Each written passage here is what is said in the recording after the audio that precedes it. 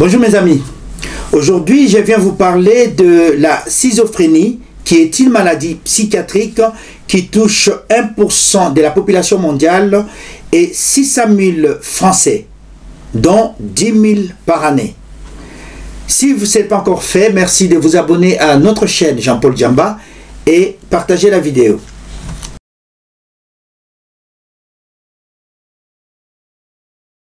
Je vais vous proposer deux définitions. La première dit que la schizophrénie est une maladie psychiatrique qui provoque un manque de discernement de la réalité et cause par intermittence, délire, hallucination, propos incohérents. Elle survient entre la fin de l'adolescence et la trentaine, plus souvent chez les hommes, mais peut aussi apparaître à la ménopause pour les femmes, selon la Fondation pour la recherche médicale. Et la deuxième définition définit la schizophrénie comme une maladie psychiatrique chronique qui affecte le processus de la pensée, altère la régulation et l'expression des émotions et parfois modifie les comportements des patients. La perturbation varie d'un individu à l'autre. Cette maladie se caractérise par un certain nombre de symptômes souvent difficiles à vivre pour le patient et son entourage. En d'autres termes, la schizophrénie est une psychose, c'est-à-dire une perte de contact avec la réalité. Et cette rupture avec la réalité est caractérisée par un ensemble de signes ou symptômes très variables. Le plus impressionnant sont le délire, c'est-à-dire l'élaboration d'idées que les autres personnes ne valident pas comme crédibles et cohérentes. La psychose peut s'accompagner d'hallucinations. Ici, ce sont les perceptions sans objet. Le mode le plus classique est l'hallucination acoustico-verbale, entendre de voix.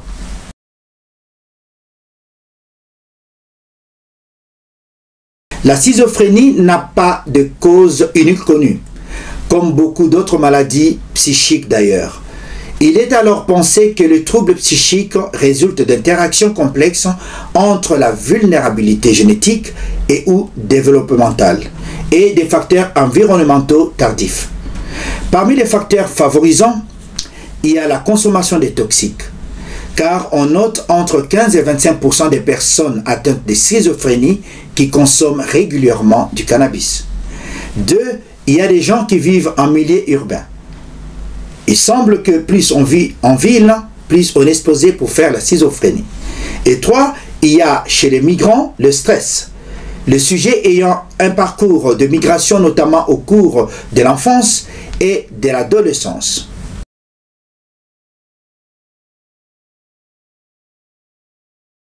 En général, entre la fin de l'adolescence et le début de l'âge adulte, on parle de entre 15 et 25 ans. Cette psychose peut se manifester de diverses façons. Elle peut se déclarer soit brutalement, on parle alors de bouffées délirantes aiguës, soit sur plusieurs mois durant les 2 premières années après l'apparition des symptômes. Elle peut aussi disparaître spontanément. La schizophrénie touche 1% de la population mondiale, soit environ 25 millions de personnes souffrent de la schizophrénie dans le monde. Les hommes sont beaucoup plus touchés que les femmes. En France, 1% de la population est touchée, soit 600 000 personnes et 10 000 nouveaux cas découverts tous les ans.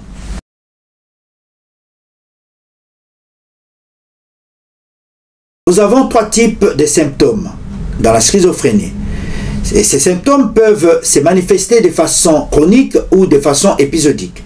Nous avons les symptômes dits productifs ou positifs, qui comprend le délire, les hallucinations. Et dans le groupe des symptômes dits négatifs ou déficitaires, qui correspondent à un appauvrissement affectif et émotionnel, le patient se met en retrait, dont on remarque le retrait social, l'isolement du patient. Et dans le troisième groupe, nous avons le syndrome de désorganisation ou dissociation, qui correspondent à une désorganisation de la pensée, des paroles, des émotions et des comportements corporels. Je vais essayer d'expliciter les 3 groupes de symptômes. Je commence par les symptômes positifs ou productifs. Ce sont les manifestations qui modifient les perceptions habituelles de l'environnement. Nous avons les idées délirantes. Hein, c'est la rupture avec la réalité. Les idées délirantes sont retrouvées dans 90% des malades. Il s'agit des convictions inébranlables qui naissent dans l'esprit du patient et qui ne sont pas partagées dans son environnement ou dans son groupe socio-culturel. Le délire qui est la perte de contact avec la réalité, et ces idées différentes sont organisées par le mécanisme soit imaginatif, intuitif ou interprétatif autour d'un thème ou d'une thématique. Et parmi le thème de délire, il y a le sentiment de persécution. Ici, le malade qui a la conviction que l'on veut l'attaquer, que on l'espionne, qu'il est surveillé ou qu'il y a un complot dirigé vers lui. Hein, ça s'appelle la paranoïa. Deuxième thème, c'est la mégalomanie. Dans la mégalomanie ou la folie de grandeur, le malade est convaincu d'être dans la toute-puissance. Plus rien ne peut lui arriver. Et un autre thème, c'est un thème mystique ou mysticisme. Le patient ici est convaincu qu'il est prophète, qu'il est un envoyé, qu'il est un messager. Le malade croit avoir des pouvoirs mystiques. Exemple, partir de Paris à la Mecque à pied, ou quitter Paris à pied pour se rendre au Vatican. Il y a aussi le voyage pathologique, à la recherche de son fiancé par exemple. Et dans les thèmes somatiques, on retrouve des patients qui pensent avoir quelque chose dans leur corps. Par exemple, quelque chose à l'estomac. Ou quand ils parlent, ils pensent avoir quelque chose au cerveau. Et il y a aussi des thèmes de filiation. Être convaincu d'être la fille, par exemple, ou le fils d'une célébrité ou d'un président. Et dans tout ça, quand on parle d'adhésion, c'est-à-dire que le patient y croit fermement.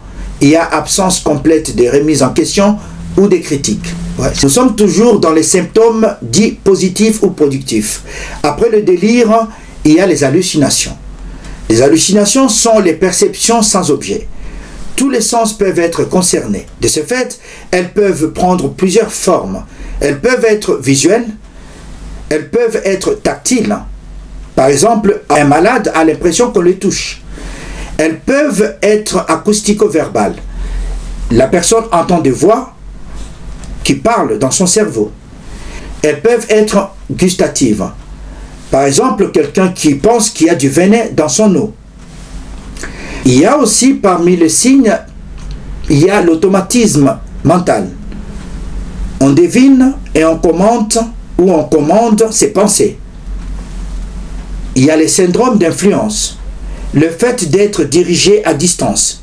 Tout ça, ça fait partie des hallucinations. 2. Il y a les syndromes négatifs ou déficitaires.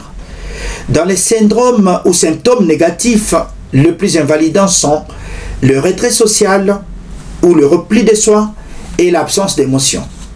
Les symptômes négatifs correspondent à un appauvrissement affectif et émotionnel.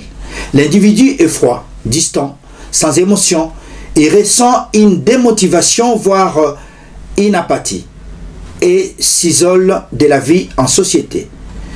Il manque d'enthousiasme. On parle d'émoussement de l'émotivité et de la communication et de la volonté du patient. Le patient s'isole.